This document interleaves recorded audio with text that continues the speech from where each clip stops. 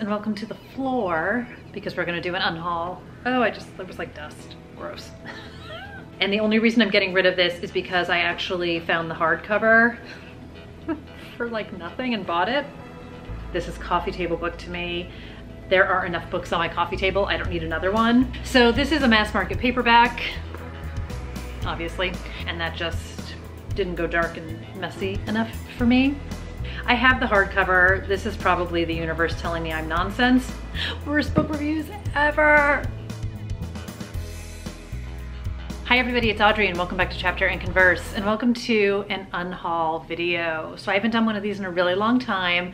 I did promise you one in the haul video I did. So things are coming in, but things are going out.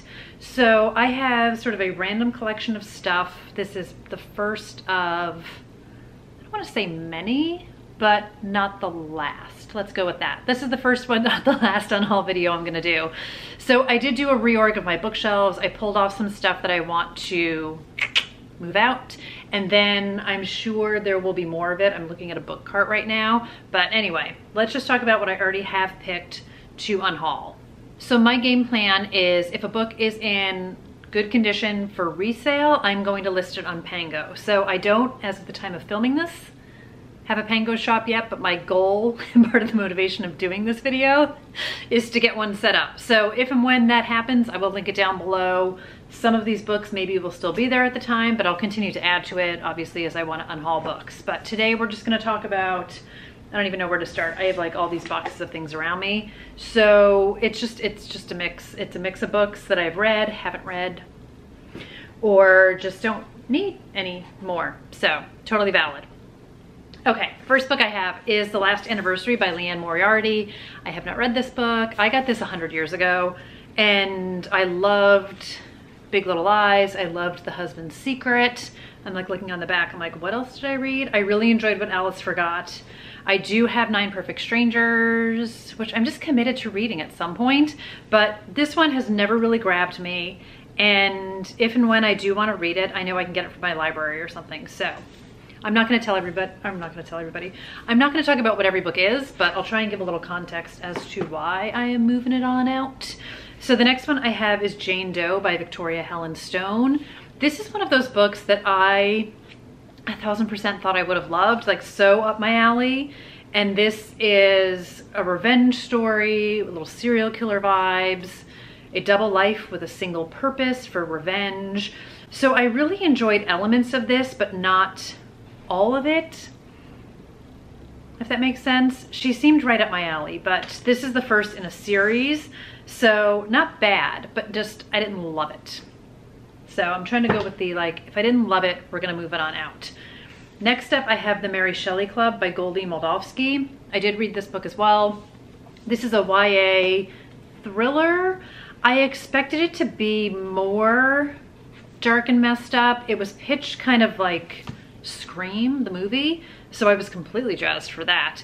And it's kind of like this secret club, but it didn't feel too secret, and I just didn't love it as much as I wanted to. I just wanted more from it. So again, there were good elements to it, but all in, it wasn't as dark and messy as I wanted it to be, because a lot of YA these days is dark and messy, and that just didn't go dark and messy enough for me. The next book I have, as my voice cracks. The next book I have is Richard North Patterson's Silent Witness. So this is a mass market paperback, obviously. And I have since thrifted a hardcover of this book. This book came out in like the mid-late 90s and I absolutely loved it. It's a legal thriller, so I plan to be rereading this. So I'm just gonna unhaul this. Honestly, I will probably just donate this to a free little library because it's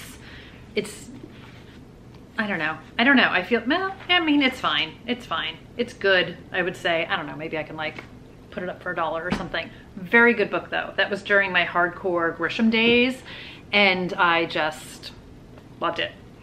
So the next one I have is The Hunting Party by Lucy Foley. This is like a weird little version of this. So if you guys have been following me for a while, you know I love to collect multiple copies of books that I absolutely love. And a cautionary tale from my early thrifting days is pay attention to the details of the book, like the size. I thought this was gonna be one of those UK big floppy paperbacks, but it turned out it's like bigger than a mass market, but smaller than a US paperback. So it's just this very weird size version of the book. I have the hardcover. This is probably the universe telling me I'm nonsense. This is my favorite Lucy Foley book so far, and I haven't read The Paris Apartment yet, so we'll see. But friend group from Oxford, together, isolated cabin, New Year's Eve, murder and madness ensues. Love it. Okay, since I just held this one up, One Last Stop by Casey McQuiston. This was a DNF for me. So I gave this book a really good effort, I would say. I read over 200 pages of this. This is a 422 page book. I loved Red, White, and Royal Blue, and I, from like out of the gate, was completely pulled into that book. This book was not pulling me in, and I don't know if it was, I feel like the marketing in that the back of the cover tells you the story, but what the back of the cover tells you doesn't happen till like 150 plus pages in. So we knew more than Jane, who's one of the main characters, when the book starts, and I don't feel like we should have known that. So I feel like there were better ways to describe this book without giving away the big twist of the book, and it was just disappointing. So it was kind of not supernatural, fantastical elements to this. There was found family elements to this that I liked. I liked the concept of, so August moves to New York City. She meets this beautiful girl on the train, Jane, and it's about their relationship, but there's some fantastical elements to it, which the back of the book tells you. So couldn't get into it. That was a bummer. The next book I have is Perfect Remains by Helen Fields. This is the first in a series. I saw her at Thriller Fest in 2018, I want to say it was. I had never heard of her before. I picked up this book while I was there, and I really enjoyed this. It's a detective series, and this one, it's like, if you're down for the dark and messed up, this might be up your alley. So on a remote Highland mountain, a body burns. All that's left behind are the victim's teeth and a fragment of silk. Meanwhile, in the hidden room of a house in Edinburgh, a second woman screams into darkness. So we are following detectives in Scotland trying to figure out what's the what. This is definitely kind of gruesome, kind of dark. The back is like for fans of Karen Slaughter, if that gives you any kind of indication. And while I very much enjoyed this, I have not gone further into the series, just because I haven't. She does have a newer standalone, which I'd like to read. But anyway, if you're looking for even just a one and done, because this is a one and done kind of book, it was good. Police investigation, Scotland, gory, gory, gory, gory. Okay, the next book I have, this is the, remember that video where I said every video there's a point where you get to judge me? You can judge me for this. This is The Wife by Alifair Burke. So again, early in my booktube days when I discovered that Book Depository was a thing, and one of the first things I did there was starting to look up some of my favorite authors, and I was all excited to find out that sometimes books came out there before they came out here. She's a US author, so there's no reason her book should have come out there. Also, the US edition of this book is also called The Wife, which I own in hardcover, and I read. And I still like saw this, and in one of those online shopping complete blackouts that happened, I bought this, and then it came, and then I actually read what it was about, and I was like, oh my god, I've read this book and I own it. So I've never actually opened this book. So it's a brilliant book. It's the UK cover of The Wife by Alifair Burke, who's one of my favorite authors. I've read everything from, I haven't read her first series yet. I have the first book in the first series. It's a 3-book series, but I've read everything else after that. So I'm a huge fan of hers. Big time. So if you're looking for a great writer, that's a great one. I don't know why I'm saying this like if you're looking for certain books, because this is me unhauling books, but I just want to be clear that I loved that book. Okay, next up, A Simple Favor by Darcy Bell. I very much enjoyed this. So I did watch the movie before I read the book. I know, it's fine. It's totally fine. So it was Blake Lively and the girl from Pitch Perfect, whose name is escaping me, and Henry Golding. And this is Blake Lively's character, who I should not refer to it as them. I should refer to it as the people in the book. Emily. Emily has the perfect life. She's got the perfect husband.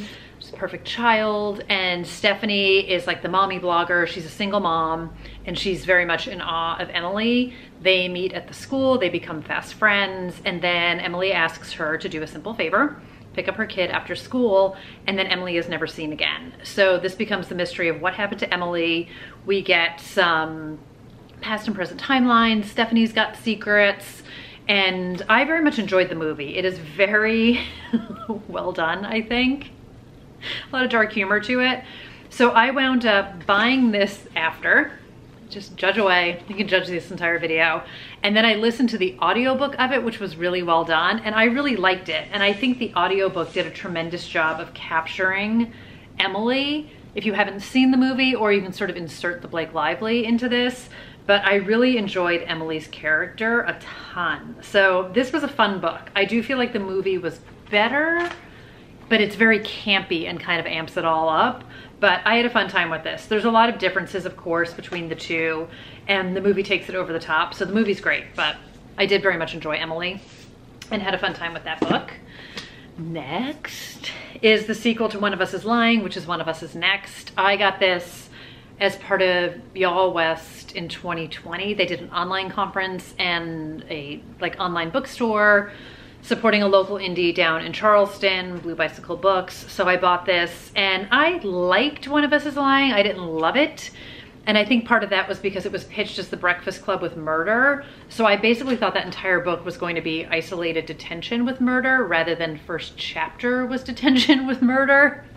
So this book takes some of the main characters, or some of the characters from that book show up in this book, but it's a totally different story. But obviously you find out what happens in the first book for reading this book. Anyway, I enjoyed it. It was perfectly fine. I'm not gonna read it again, and happy to pass it on to someone who will love it. So yeah, there's a lot of YA in here that I'm getting rid of.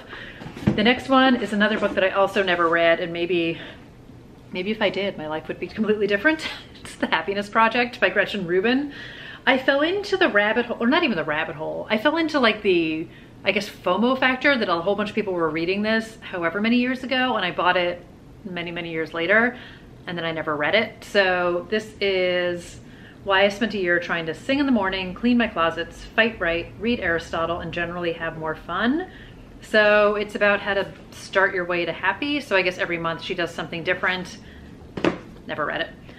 The next book, Where They Found Her by Kimberly McCreet. And the only reason I'm getting rid of this is because I actually found the hardcover for like nothing and bought it.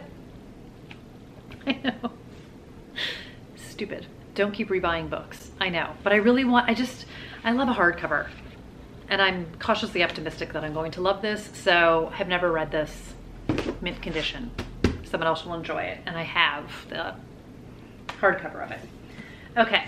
Next book. This is a writing book. I love that my Barnes & Noble receipt from 2011 is actually still in here. This one I actually did read. It's funny to see what else I bought at the time. Oh, I totally highlighted this. I didn't even realize that. Okay, I will just, I can donate this, which is perfectly fine. Oh my goodness, my juror. Let's see if I can do this without divulging personal information. My juror card from 2006 is also in this book. All right, this one we're just gonna donate, period. But this is The Shortest Distance Between You and a Published Book, 20 Steps to Success. Clearly I didn't read that one close enough yet. Okay, next up is They All Fall Down by Rachel Housel Hall. This is her version of And Then There Were None. An isolated island. It was supposed to be the trip of a lifetime. A whole bunch of strangers are brought together. It was entertaining, not my favorite version of the trope. I talked about this when I reviewed this, so this is not spoilery in any way. I felt like it took way too long to get that first kill under our belt, and when you're doing an And Then There Were None trope, you gotta start offing people really early on. So I enjoyed it, but I just didn't love it, and I'm not gonna read it again. So totally fine. The next one, I feel like this is like a beloved book by so many. This is A Gentleman in Moscow by Amor Towles. So I bought this for my dad a couple years ago. I want to say like for Christmas or for his birthday. He read it and enjoyed it. He passed it on to me, which he tends to do because he's just not going to reread or keep books. I just know I'm not going to read this. I have held on to this one for a few years, and I'm just going to pass it along. So I know tons of people love this book. This just isn't really my wheelhouse. So may somebody else enjoy it more than I will. There's no reason why I should be hoarding this. And again, if I do decide someday that I gotta read it, it'll be in the library. I'll be able to find it, so I'm not worried. Okay, next up is A Lesson in Vengeance by Victoria Lee. This was kind of a dark academia. This is also YA. And this also, I feel like this book also suffers from, I wanted it to be something different than it was. And I feel like it was pitched a little different than it was. And I just liked it and didn't love it.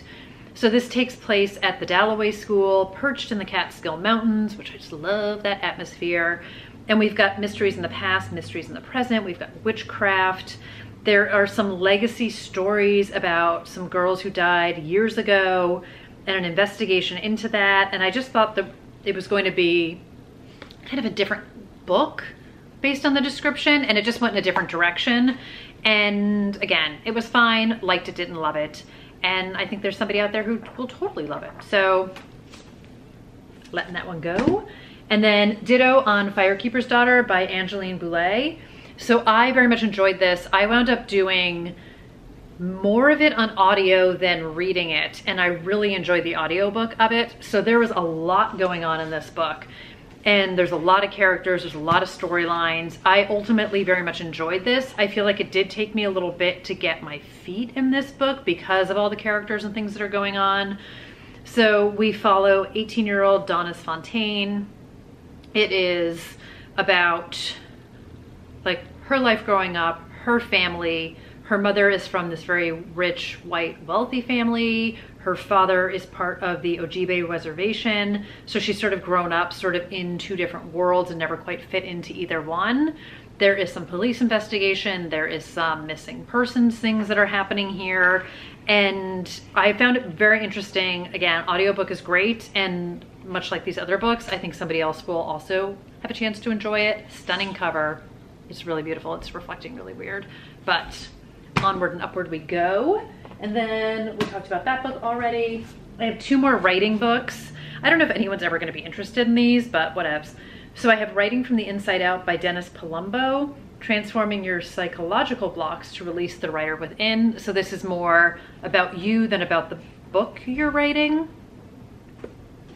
Barely read it. The next one is Crafting the Personal Essay by Dinty W. Moore. So when I was trying to blog, I was gonna say vlog. When I was trying to blog and get into that, I was starting to read like some writing nonfiction and trying to write some articles and things, and I just didn't. So there you go.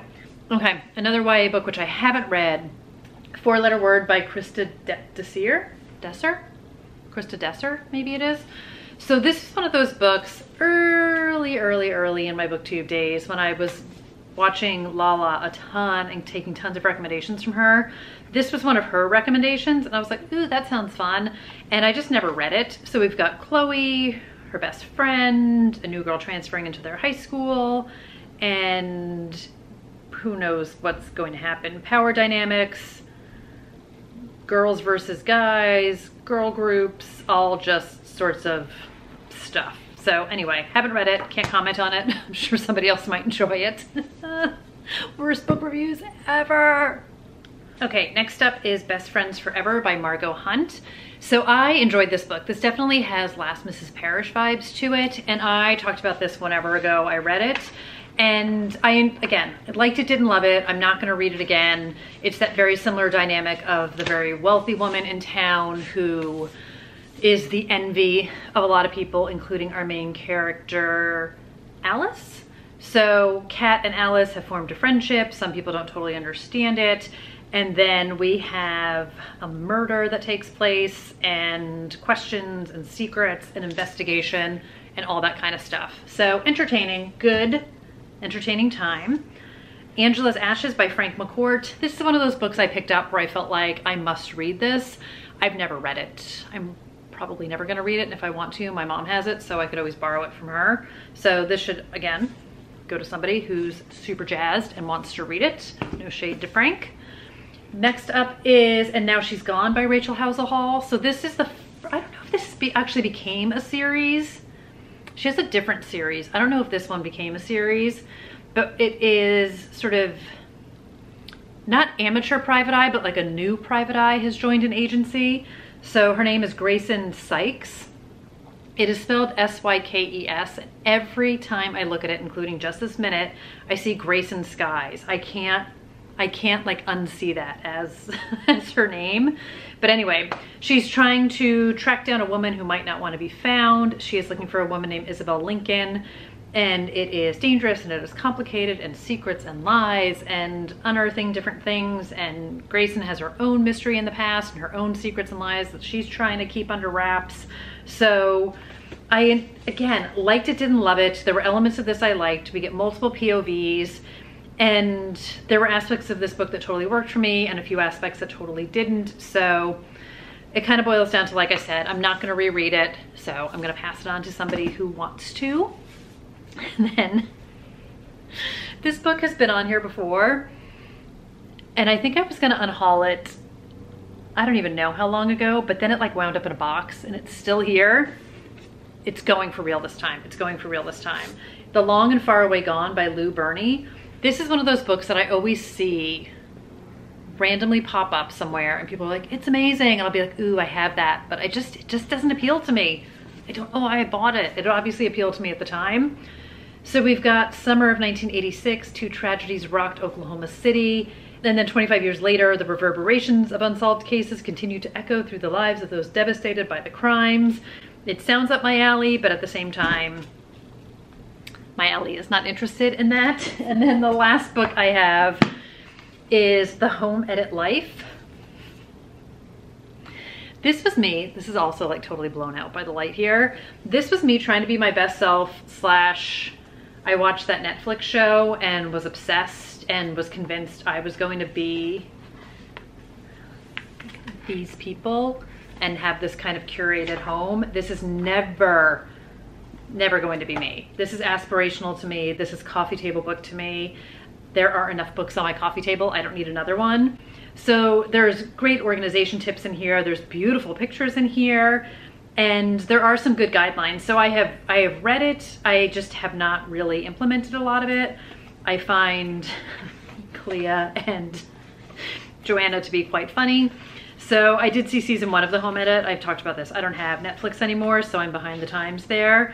But I enjoy the concept of this. I mean, if only I had a tea drawer that looked this beautiful. I'm all about the rainbow vibes, but somebody else, and like even the book itself, I feel like you can't see it here, is all rainbowy. So again, somebody else will enjoy this. I just think this was me trying to be somebody that I'm not. And we have no room in our lives to be somebody that we're not. So that's gonna do it for the current unhaul situation.